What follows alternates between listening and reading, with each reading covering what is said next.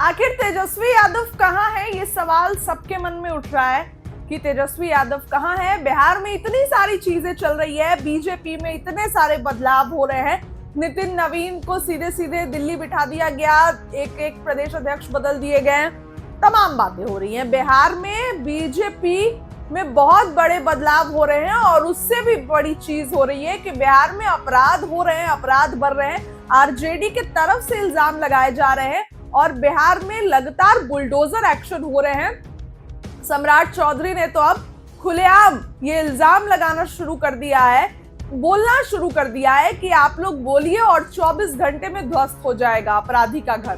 खैर, तेजस्वी यादव कहां है, नेता विरोधी दल कहां है, इस बात को लेकर जितनी बेचैनी जनता को है उतनी से ज्यादा बेचैनी बीजेपी और जदयू को है कि आखिर तेजस्वी यादव कहां है। कोई बड़ा बम फोड़ने को लेकर तेजस्वी प्लानिंग कर रहे हैं या फिर उनकी स्क्रिप्ट जो है ऐसी लिखी जा रही है जिससे बीजेपी के होश उड़ सकते हैं, ये बीजेपी सोच रही है। तो तेजस्वी यादव का सबसे पहले तो एक वीडियो आया है जिसमें तेजस्वी जो है वो हल्का ही वीडियो है आरजेडी के फैन पेज, तेजस्वी यादव के फैन पेज जो कि उनकी हर एक अपडेट को शेयर करता है, उसके द्वारा ये वीडियो शेयर किया गया है जिसमें तेजस्वी जो है विंटर वियर में नजर आ रहे हैं। और ये यूरोप की तस्वीर नहीं है, ये इंडिया की ही तस्वीर है कहीं की, जिसमें तेजस्वी यादव जो है बिल्कुल एक अलग ही लुक में नजर आ रहे हैं। जो कि अक्सर तेजस्वी यादव कुर्ता पैजामा या फिर आरजेडी की लोगो वाली टी शर्ट पहनकर चुनाव प्रचार करते थे, लेकिन इसमें तेजस्वी यादव जो है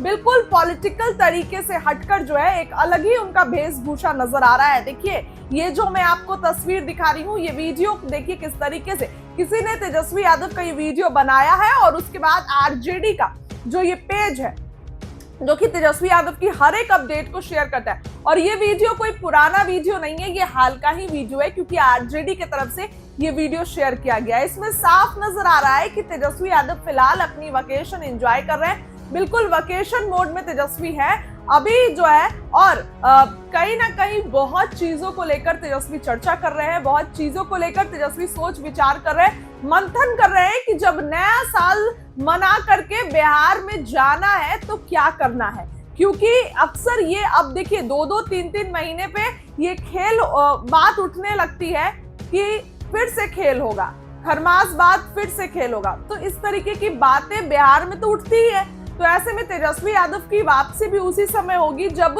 दही चूड़ा का भोज जो है वो सभी राजनीतिक दल अपने अपने तरफ से देंगे और कौन किसको बुलाएगा, कौन किसके यहाँ जाएगा और कौन कब क्या करेगा, ये सब कुछ जो है बिल्कुल अभी एक कह सकते हैं तो चर्चा का विषय है और उसी समय तेजस्वी यादव की वापसी होगी। फिलहाल तेजस्वी यादव की ये वीडियो जमकर सोशल मीडिया पर वायरल हो रहा है। इस वायरल वीडियो की पुष्टि इनसाइडर लाइव नहीं करता है, लेकिन चूंकि आरजेडी के फैन फॉलोइंग के पेज जिसके मिलियन में फॉलोअर्स हैं उसके तरफ से ये वीडियो शेयर किया गया है, तो ऐसा लग रहा है कि तेजस्वी का जो है ये हाल का ही वीडियो है जिसमें तेजस्वी यादव जो है वो अपनी छुट्टियां मनाते हुए नजर आ रहे हैं। हालांकि चर्चा थी कि कल जो कांग्रेस की रैली हुई उसमें तेजस्वी यादव को शामिल होंगे, लेकिन नहीं हुए क्योंकि ना कांग्रेस तेजस्वी को देखना चाह रही है और ना तेजस्वी कांग्रेस को देखना चाह रहे हैं। दोनों ही अपने हार का जो एक है अपना जो भी है वो एक दूसरे पर लगा रहे हैं, तो इस कारण से कांग्रेस और तेजस्वी यादव की दूरी थोड़ी बढ़ गई है। फिलहाल तेजस्वी को अभी इन सब चीजों से कोई मतलब नहीं है, अभी वो अपना वेकेशन एंजॉय कर रहे हैं, लेकिन उसके बाद जब वो बिहार में आएंगे दोबारा से अपनी राजनीतिक पारी की शुरुआत करेंगे, सक्रिय होंगे। और मैंने आपको खबर बताई थी कि आरजेडी के तरफ से बुलडोजर एक्शन जो है उसको लेकर आंदोलन किया जाएगा, तो उसी आंदोलन की तैयारी आरजेडी कर रही है। तेजस्वी आएंगे तो और भी सक्रिय तरीके से जो है आरजेडी मेहनत करेगी और उसके बाद बिहार की सड़कों पर आरजेडी उतरने के लिए तैयार है और पूरे तरीके से जो है बुलडोजर एक्शन को लेकर आरजेडी और तेजस्वी यादव जो है वो आंदोलन करेंगे। फिलहाल ये वीडियो देखिए किस तरीके से तेजस्वी जो है वो बिल्कुल एक अलग ही अंदाज में नजर आ रहे हैं। उनकी फैमिली भी है उनके साथ और साथ में उनके जो है वो बच्चे भी वेकेशन एंजॉय कर रहे हैं। फिलहाल ये वीडियो देखिए और आपको क्या लगता है कमेंट में अपनी राय रखिए तेजस्वी यादव को लेकर। बहुत बहुत अब बिहार में वो चुनाव हुए, 65 लाख वोट कटने के बावजूद बिहार में 15.6% का एक एब्सोल्यूट वोटिंग में एक अब नॉर्मल इंक्रीमेंट देखा गया। इतना सडन स्पाइक जो बिहार, जैसे मैंने कहा महाराष्ट्र में 12.2, बिहार में 15.6, तो ये वोट घट रहे हैं एसआईआर में, लेकिन बूथ बढ़ रहे हैं। और जो ये मैसिव बढ़ोतरी हो रही है वोट संख्या में, वो एक प्रयोग है या संयोग, वो पूरा मैसिव स्विंग एक पार्टी विशेष के पक्ष में जा रहा है। ये हमें सबको सोचने का विषय है। अगर चुनाव के मध्य चुनाव आयोग ये हम बिहार में, जैसा कि चुनावों से पहले 35 दिन में 41,000 करोड़ रुपए अन्य योजनाओं के मद से मतदाताओं के खाते में भेजे गए, लेकिन वहां 15.6% वोट बढ़ा। झारखंड में भी चुनाव हुए, झारखंड में मात्र 3.5% वोट बढ़े, हरियाणा में 6.2% वोट बढ़े और दिल्ली में 6.1% वोट बढ़ा। तो ये झारखंड में भी वही सेम योजना थी, लेकिन वहां 3.5% ही वोट बढ़े, लेकिन बिहार में 15.5% से अधिक वोट बढ़े। तो ये सब हमें सोचने की जरूरत है। दिल्ली में भी पानी और बिजली निःशुल्क थी, वो भी सबको पता है। अगर ये वोटिंग पैटर्न हो, मतदाताओं को वही बिहेवियर हो, तो वो सर्वव्यापी हर जगह वैसा ही रहना चाहिए। और ये तो आश्चर्यजनक था कि एक पार्टी विशेष की तो स्ट्राइक रेट 89% रहा। आजाद भारत में ऐसा कभी नहीं हुआ था। बिहार में एसआईआर हुआ, मात्र 35 दिन का समय दिया गया। उस 35 दिन में लगभग मैंने कहा कि 7 करोड़ 90 लाख मतदाताओं को पुनरीक्षण कार्य हुआ।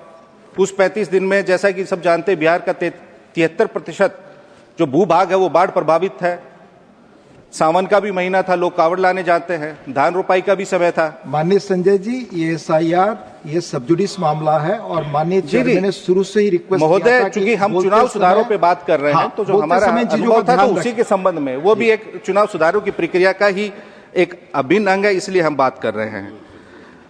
महोदय, बिहार में 1,77,526 वोट पोस्टल बैलेट थे। उस 1,77,526 में हमारा गठबंधन 143 सीटों पर लीड कर रहा था।